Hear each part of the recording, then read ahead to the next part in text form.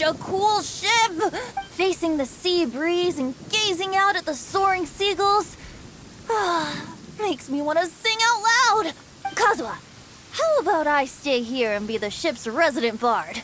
What are my prospects? With your level of artistic finesse, I'm sure nothing will go wrong. But I'm afraid the sailors aboard are not the most versed in the arts. They probably wouldn't understand the deeper meaning your poetry holds. You can't say that for sure. Poetry is spur-of-the-moment creations. Anyone viewing the same sights and experiencing the same atmosphere would surely understand.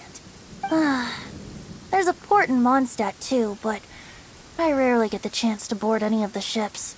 Speaking of ships, everything's perfect about this one, except... Kazuha, could you tell your captain that my height says nothing of my age? I'm way past drinking age. How often does one get to enjoy a seafood feast on a ship? It'll be a real shame if there isn't anything stronger to enhance the food. Pretty please? There's not much I can do about that. It's not because Captain Beto's not on the ship right now, but because there's no room for negotiation on this matter. Even I have to sit in the no-drinking zone every time. But I don't get drunk after just a few sips. Trust me, I can hold my liquor really well.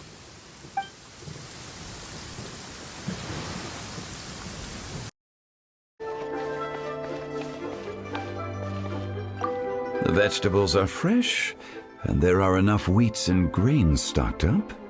Oh, it's you. We meet again. Surprised to see me here? It's the director's orders.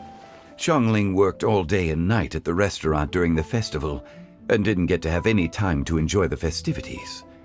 The director sent me here to help out in the kitchen so that Xiangling will have some time to herself. But with someone as hardworking as you around, there seems to be nothing much for me to do. It feels good seeing my old friend in the kitchen, fetching ingredients and lighting fires. Perhaps I should borrow Cloud Retainer's Supreme Cuisine machine to speed things up. You'd still prefer to make them by hand, but of course.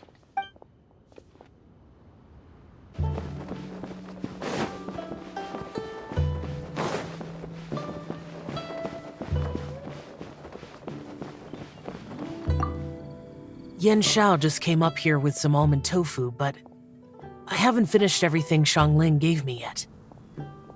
You should try some too.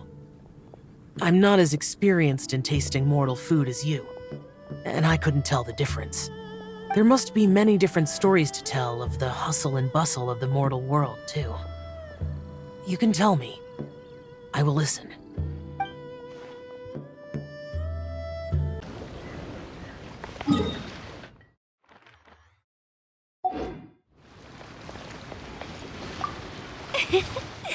Xingqiu, you have to be honest. Honest about what? How did you and Venti really meet? Why are you suddenly asking that? Aren't they book buddies? Yeah, we met a few times at a book convention. That's all.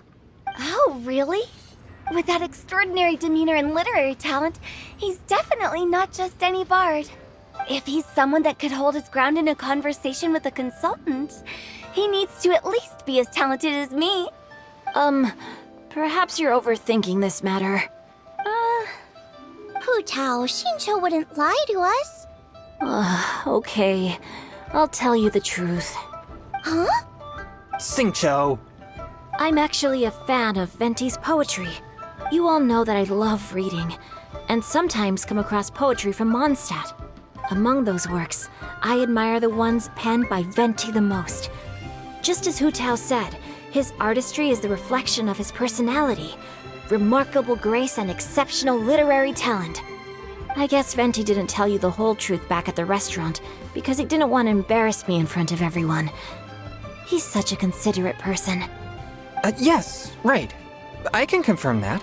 When Xingqiu was busy with other things, he asked me to buy him poetry books in secret. I see. That didn't sound like too much of a big deal. You could have told us right away. Well, I'm telling you now, aren't I? Oh, so that's your story. Forget it. Let's drop this topic. It's not often that the four of us are all together. What should we do next? Hide and seek, hopscotch, or some shopping? Since there's 4 of us, why don't we borrow a mahjong set?